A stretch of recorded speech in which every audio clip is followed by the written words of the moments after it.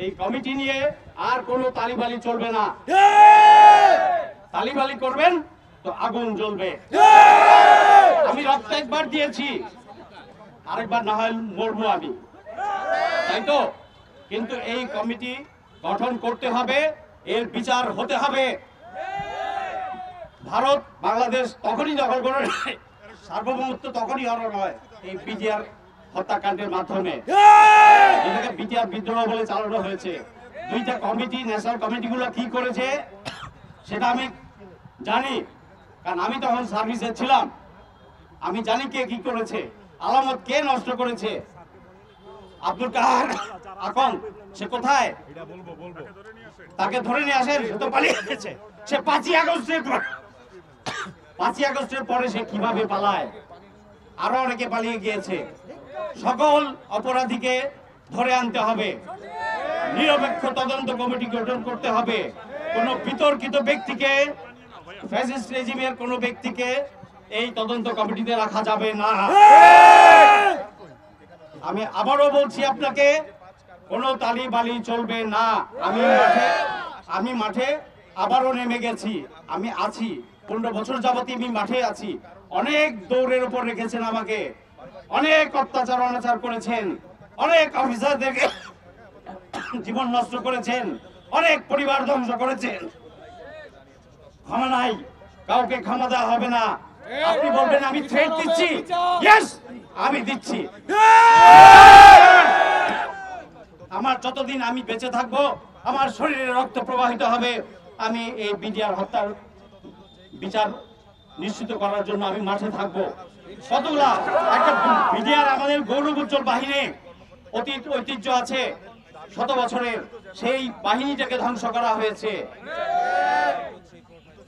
এই বাহিনীকে পঙ্গু করে দিয়েছে তারা।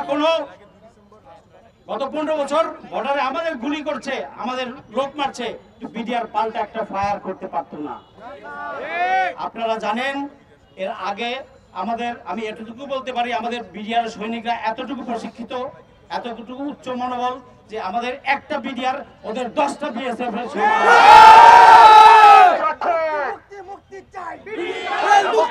বিটিআরকে আবার পুনরায় বিটিআর বাহিনী হিসেবে করতে হবে।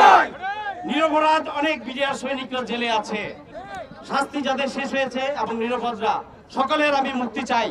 আর কোন নতুন মামলায়, ফলস মামলায়, এক্সপ্লোসিভ মামলায় ওই ফালতু বিজনেস রাখেন, আপনার ফালতু বিজনেস সব ক্যান্সেল করেন। অনতিবিলম্বে ওদের মুক্তি চাই। যে সমস্ত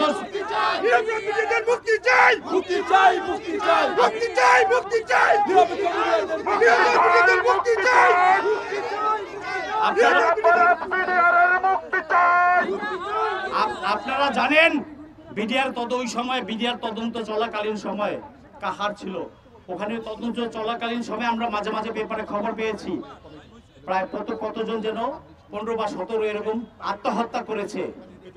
ওরা আত্মহত্যা করে, ওদেরকে মেরে ফেলা হয়েছে, কারণ তারা সত্য বলতে চেয়েছিল, তাদেরকে মেরে ফেলা হয়েছে। বিটিআর হত্যার সাথে যারা পরিকল্পনায় জড়িত ছিল, খুনি হাসিনা তো অবশ্যই ছিল, রয়ের লোক ছিল,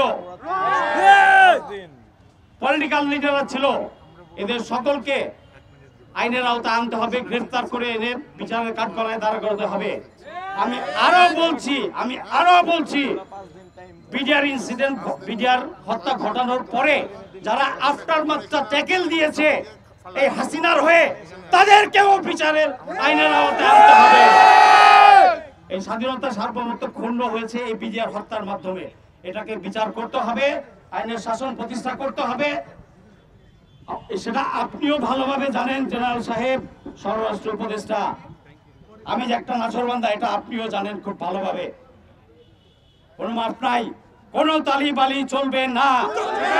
অনতিবিলম্বে বিটিআর কমিশন গঠন করুন।